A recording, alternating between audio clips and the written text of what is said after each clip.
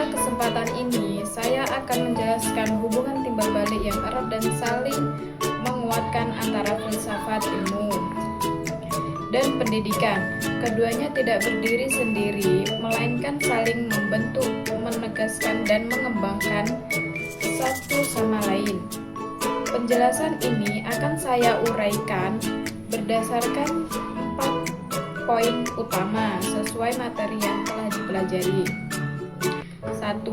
Filsafat ilmu menguasai dan memperkuat ilmu pendidikan. Filsafat ilmu berperan sebagai landasan dan pengawasan utama bagi ilmu pendidikan. Bagaimana cara memperoleh pengetahuan yang sahih di bidang ini, serta apa tujuan dan nilai yang ingin dicapai dengan adanya filsafat ilmu. Eksistensi ilmu pendidikan terjamin karena ia memiliki dasar ontologis yang jelas tentang objek kajiannya, yaitu manusia dan proses pengembangannya. Keilmiahan pendidikan pun terjaga karena filsafat ilmu menetapkan metode berpikir dan penelitian yang logis, sistematis, dan diuji.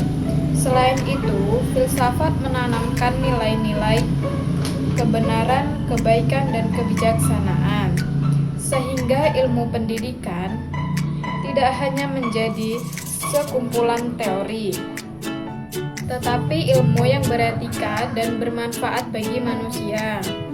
2. Pendidikan bermakna memperkuat perkembangan filsafat ilmu.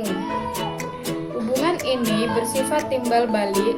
Perkembangan filsafat ilmu dan bernilai justru menjadi lahan subur bagi perkembangan filsafat ilmu. Melalui praktik pendidikan, berbagai persoalan nyata tentang dan kebutuhan manusia terungkap.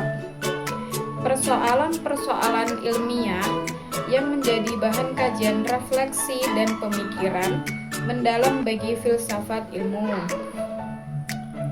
Ketika pendidikan berusaha menjawab masalah apa tujuan belajar, apa hakikat manusia, atau bagaimana cara memperoleh pengetahuan secara tidak langsung, pendidikan mendorong filsafat ilmu untuk terus memanggil konsep, menyampaikan teori, dan merumuskan pandangan hidup yang baru. Jadi semakin berkualitas pendidikan yang kita jalankan, semakin kaya pula materi refleksi bagi pengembangan filsafat ilmu itu sendiri.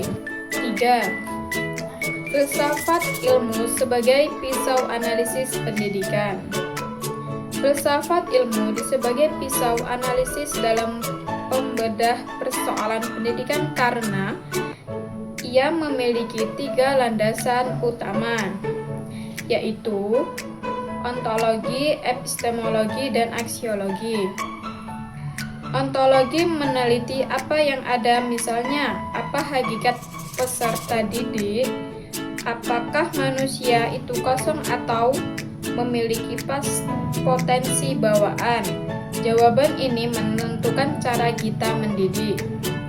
Epistemologi meneliti tentang bagaimana kita tahu bagaimana cara siswa memperoleh pengetahuan.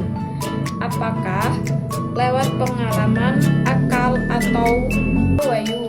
Ini menentukan metode pembelajaran kita pilih. Aksiologi meneliti untuk apa ilmu itu, apa nilai dan tujuan pendidikan, apakah hanya untuk kecerdasan intelektual atau juga pembentukan karakter. Dengan ketiga sudut pandang ini, persoalan pendidikan yang rumit dapat dibedah, diurai, dan dipahami secara mendasar. Tidak hanya melihat gejala luarnya saja. 4. Contoh konkret penerapan. Dalam kurikulum, menyusun kurikulum Merdeka Belajar didasari pemikiran ontologis bahwa setiap siswa itu unik dan memiliki potensi berbeda, epistemologi bahwa pengetahuan dibangun lewat pengalaman, serta aksiologi bahwa pendidikan bertujuan membentuk profil pelajar Pancasila.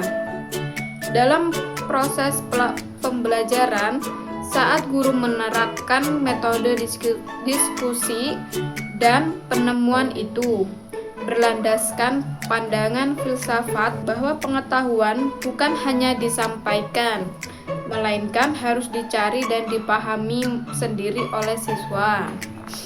Dalam kebijakan pemerataan pendidikan didasari nilai bahwa ilmu dan kesempatan belajar adalah hak dasar manusia yang harus diwujudkan.